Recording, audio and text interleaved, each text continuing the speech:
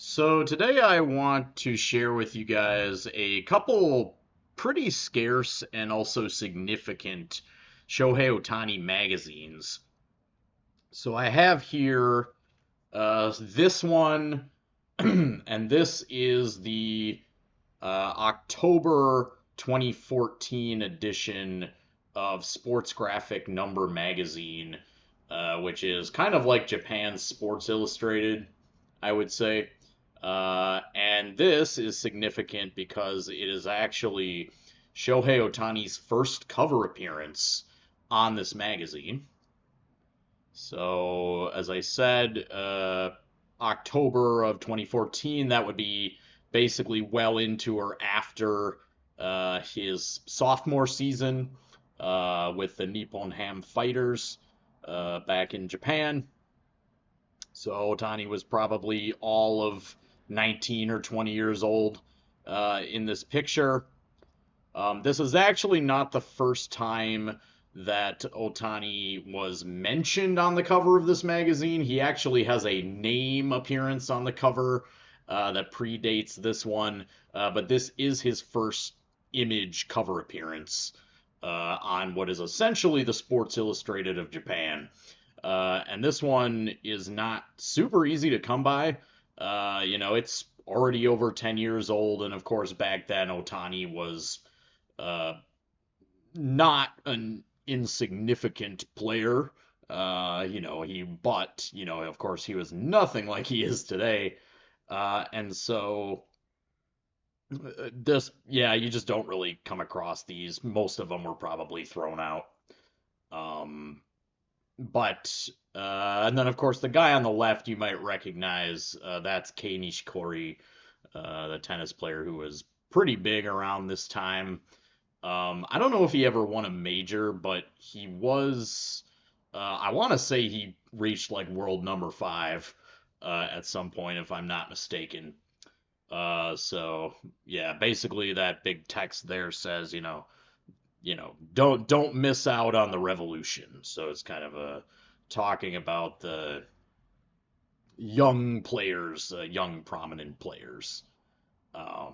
So yeah, Shohei Ohtani's first cover appearance on Number Magazine. By my own count, I am collecting them. I'm actually trying to get all the Ohtani covers. He has, by my count, 22 cover appearances on this magazine to date, and a lot of them have come since he joined the Dodgers. They've really ramped up his cover appearances because he's just such a super duper all galactic super duper star at this point. My guess is that the print runs on the Dodgers Ohtani magazines and things like that are actually higher than, say, something like this. Um, but yeah, I'm trying to get all of them. And then I also have his second cover appearance, a really nice cover. This is Ohtani on the left there, as you can see. And the guy on the right is Shintaro Fujinami. And Shintaro Fujinami, he made the jump to the majors recently. Although I don't know if he's on a team.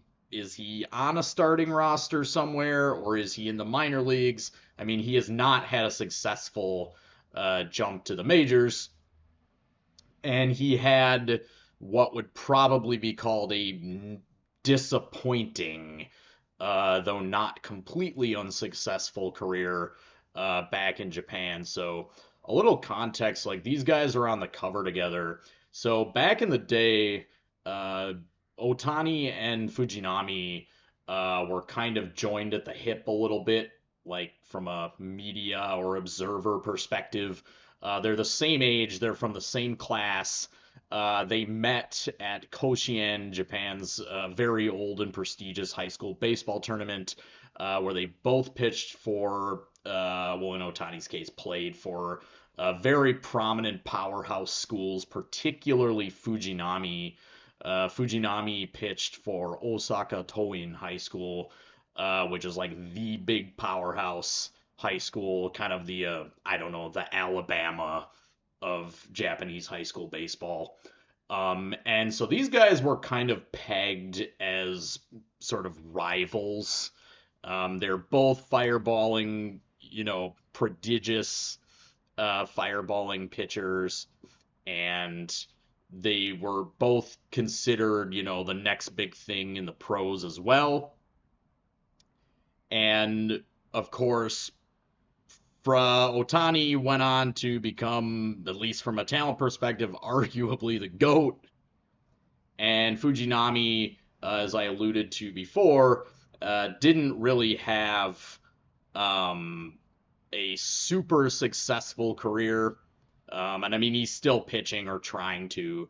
It wasn't terrible. He had a few All-Star appearances back in Japan, but his career was plagued by maybe work ethic and attitude issues and inconsistent play. So he didn't really become the player that everyone thought he was going to be. I would say he was kind of like back then. He was kind of like people thought he would be like what Roki Sasaki kind of is now, like a very hyped pitching prospect, Roki Sasaki level, but just did not. I mean, of course, Roki Sasaki hasn't done like a whole bunch of stuff in his career either. Um, but yeah, that was Fujinami, and so this is them on the. Maybe this is well, it's a few. It's probably winter or late fall of 2014, so a little bit after the last one. So there's that one. So then I got a couple more cards. I got some Calbees in. So I said in my last video that I had a Batback coming in, a Block 2 rare Batback, and I got it in. So this is number 91, and this is Tadayoshi Okuma. Tadayoshi Okuma was an outfielder for the Hankyu Braves. He was a long tenured outfielder, although he had pretty modest career numbers. He just played for a really long time. So this one is the last Batback. It's number 91. So starting with card number 92, they are flag back only, so this is the last one that comes in Batback and flag back. Again, it's a block 2 Batback, which means it is super tough. So this is a really nice copy. Obviously stoked to add this one. So, all right, and then I also got some. I picked up some flagbacks. Some more flagbacks. Can't stop, won't stop. This is card number 107 of Koichi Tabuchi, the legendary Hanshin Tigers catcher, Hall of Famer, way up there on the home run lists, 400 something. This one's got a real clean back too. So I've talked about Tabuchi a few times. And then I have this one. So this is Ritsuo Yamashita, and he was a long-time pitcher for the Taiyo Whales.